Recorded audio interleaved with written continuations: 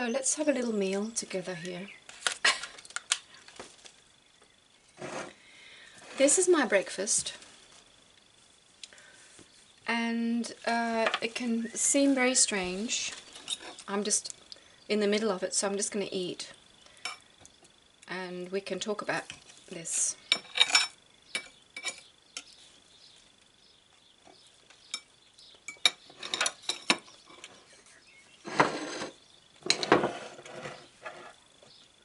Beautiful salt.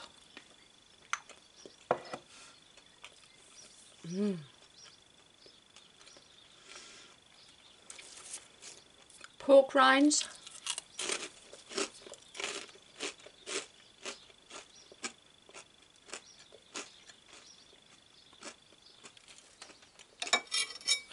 So good.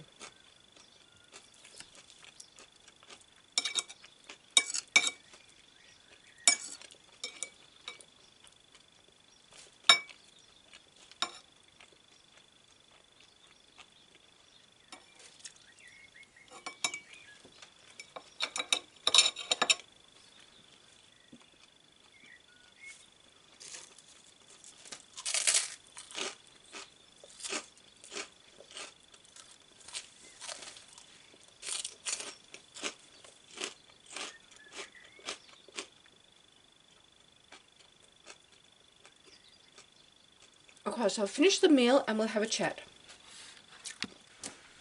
So this was all I could eat. It was my 9 o'clock breakfast,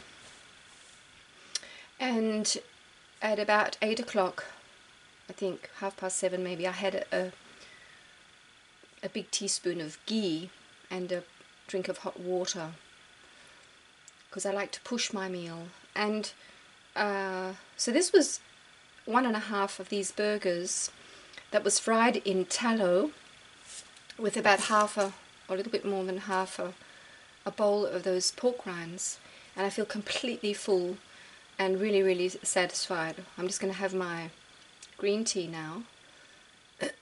So I have the betaine HCl tablets. I had 2 of them with a bit of apple cider vinegar before the meal, which really I find is helpful. And yeah, you can, a lot of people don't eat pork, but I feel my body needs pork, and this is really not organic, so I never ever would have thought I would eat something like this, but I think they are so delicious. And I actually also can make waffles with them. You can use these for so many things. I just have this feeling my body needs something from pork, and it's full of gelatin and collagen and protein and fat. So for people who eat pork, just give it a try, because I just think it makes my food so delicious, and yeah, I really love it. So, but of course, this is superior, and this is beef. This is 100% beef. And they were cooked yesterday, which I don't often do, but actually, one of those cold, with lots of salt on, is super, super delicious. And that's the thing about this way of eating. This is the fastest way to go into ketosis, and there's different reasons why, but if you really want to change the way you feel about food, this is the quickest way. Have a burger with lots of fat on, and you get so satisfied. You don't feel like cake, you don't feel like bread, you don't feel like sweets at all. It just disappears so quickly. So just get my tea.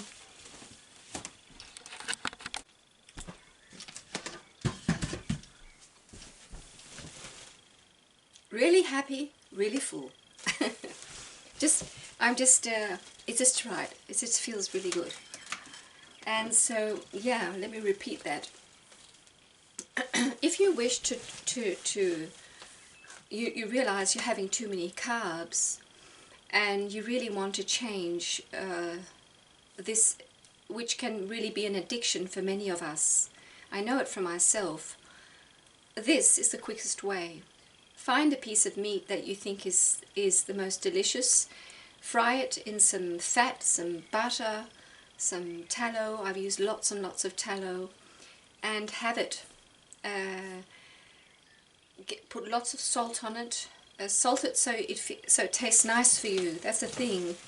Your body will guide you to how much salt you need. and just feel how your body feels. It feels totally different. And what I think is really the major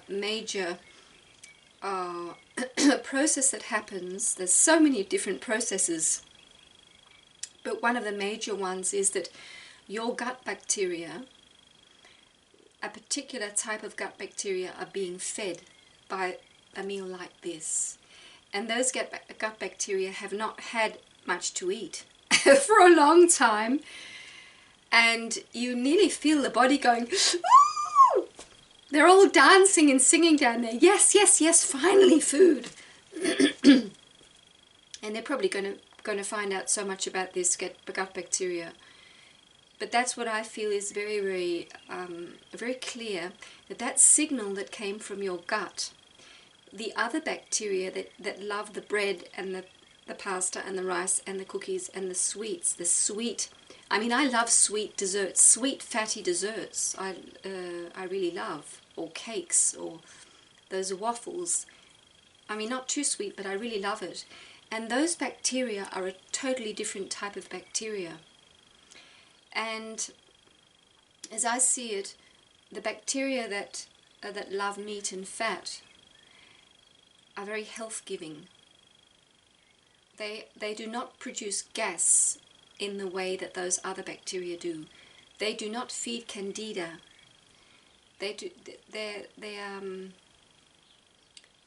It's like when they are allowed to be the boss, things calm down in your stomach. The gas, the bloating, all these bad things, constipation, it goes away. And that's what I felt after not even 4 weeks of doing this, not very long. I felt the constipation I'd been having ever since I was expecting my first baby, so that's 32 years ago, was gone. It was just gone. And I could feel my bowel going. And in the beginning you might have diarrhea, but I just thought, whatever. And especially if you eat a lot of fat, you have more diarrhea, so you don't have to overdo the fat. It's really just having the meat that makes your bowels move. So strange. But I really, really believe it, because now I've felt it on my own body. And I've never ever had nearly all meat diet ever in my life. So it's very, very fascinating, and we can just talk a little bit more. I've got a couple of books. I mean, it must be because if you use your common sense, we use our common sense. The meat, apart from having all the nutrients you need in beef and fat, if you have beef and fat, you can live off that the rest of your life, and salt, water. But also because meat, especially beef, is completely a non-allergenic. Very, very few people react to beef. So all these reactions we could have to nuts and seeds and fruits and milk and all these things, they are put to sleep. They just relax. All this tension that's been in our gut, all those reactions stop, because there's nothing to react to. And the whole thing of animal products not having any anti-nutrients. So every single plant has an anti-nutrient, which it's a type of poison, really. And I don't think we should dramatize this and make it really, really scary. But the plants do that naturally because they can't defend themselves. And it's very natural and very understandable. They don't mind us picking them and eating them. I think that the poison is not made because they don't want anything or anyone to eat them. It's just so that you don't eat all of them. So you see a cow grazing, it will have a little bit of, they love, for instance, they love dandelion. But they would never keep eating dandelion. At some point they stop. They won't eat any more dandelion. And then they'll go to the grass, have a bit of grass, have a bit of some other herb, have some leaves from a tree. They won't keep eating the same thing. And that is one of the reasons why the plant has made sure that if you keep eating that one plant, you're going to die, because you're going to be poisoned by it. Because that poison, that anti-nutrient, which often is, and we can talk about that another time, it's very fascinating, it will create an imbalance in your body, and that imbalance you will die from. So for human beings, when we leave all plants alone and only have animal products, especially just meat, all these anti-nutrients are not put into our body. Our body doesn't have to relate to all these different toxic elements, really. So it's so fascinating. And yeah, and of course also what you'll feel when you start eating fat and meat is you're very satiated for a long time, so I won't be hungry for quite a while. But on the carnivore diet, which I really love, I love it because it's so natural. And what they say is you eat when you're hungry and you stop when you're full. And you don't have to be told to stop, because you can't not stop. It's not like cakes where you can just keep going. Or these, sometimes I can keep going a bit, but then you can feel you have to stop now. That the signal from your stomach is very clear. You just can't go on. And that's why so many people who are obsessive eaters, people who can't stop eating, they help very quickly with this, because the body will not take any more food when it's protein and fat. So you eat when you're hungry, you stop when you're full, and you eat whenever. So during my period, I've been nearly 2 months on this diet. I've had very little other foods than this for 2 months. And I can wake up in the middle of the night, 2 o'clock at night, and go and make myself some burgers and have a meal like this in the middle of the night and then go back to sleep. Because I've been very undernourished ever since I was a baby, I think. It's very difficult for my body to take in nutrients. That's why milk was so good for me, because it just went straight into my blood. But my ability to absorb nutrients is very, very ruined. So therefore I have to eat very often. I get hungry often, and then I eat, and it's so simple because you don't have to think anymore. You just eat this food. And if you sense that there's something about it that's not right, maybe it's not the right meat, and maybe you shouldn't have any pork, you will feel it. You feel it. So that whole, yeah, you will feel your body signaling you very, very clearly. So it's so wonderful. Now I got 2 books. Dr. Atkins' book, which I'll read from, and Ivor Cummins and Jeffrey Gerber's book, which is really wonderful with lots of recipes. This is really keto. This is a lot of plants in this, but you can just take the plants away. So I'll be reading from these, and this diet is very much the carnivore diet in the first week. He has a system where you do 1 week with no carbs at all. And what happens is that when you remove all carbs, you go into ketosis, and that happens within 3 days. And you can get some little urine strips that were mentioned on that brain scan video with Dr. Boz. She mentioned the keto strips and how you can see if you're peeing ketones. And I have got those strips, and it's very interesting, and usually it's best to do it in the evening, because then you will show it clearly. So it was very high the other day for me, and that's what you want to get into ketosis quickly, and then the body has to get accustomed to it, so that the body will switch automatically, because as soon as there's no carbohydrates, it has to live off the fat. It has to use the fat. And for some of us, which I'm one of those people, it was very hard for my body to convert to using fat. It just took a long time, so I was very, very tired, just exhausted really. Had to sleep many times, I just really, some days, and I was feeling really unwell actually. And it is because my body was not able to be nourished really. So, but it all happens automatically. Finally you start going uphill, and but some people, they feel the change very quickly, and they just feel wonderful. So how fascinating is this? And the fact that, so what he does is after the week of no carbohydrates, you start adding in 5 grams, which is the equivalent of 1 teaspoon of sugar. And of course you don't have a 1 teaspoon of sugar, you have some food that has the equivalent of about 5 to 8 grams of sugar in it.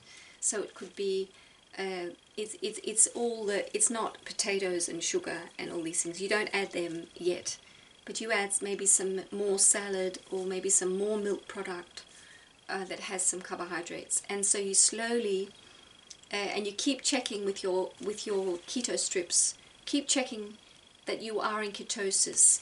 And so he says every person has their own personal threshold, and really the older you get, the less carbohydrates you can tolerate.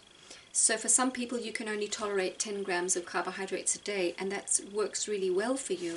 And other people can have 90 and do really well. And it really all depends on how metabolically unwell you are. So so the carnivore diet is, for some people, they just eat meat the rest of their lives. And as I see it, the way to use it, I think for most people, is to use it as a cleansing diet, as a healing diet. And as your gut heals, your metabolism heals, you can start adding in the foods, other foods, and so that the diet becomes more varied. But my goodness, what I think is the most amazing thing is that this is such a gift for me to have found this. And really I've known it all along, because I've really been feeding our children low carb for a long time, but I didn't realize that this was the issue. And what is so fascinating is that this is the core problem of really mainly all disease. It's overweight, it's underweight, it's diabetes, it's heart disease, it's cancer, it's mental illness. It's all of it. It all stems from this problem. Nearly every single case of these things, these problems that we all thought, oh, this is just so, this is just, it just seemed like this puzzle would never be finished or be done. It just seemed, like there was no solution, and also that all these things were separate problems, but they're not. They come from the same problem, and that is our body cannot tolerate sugar very well, so we get high levels of insulin.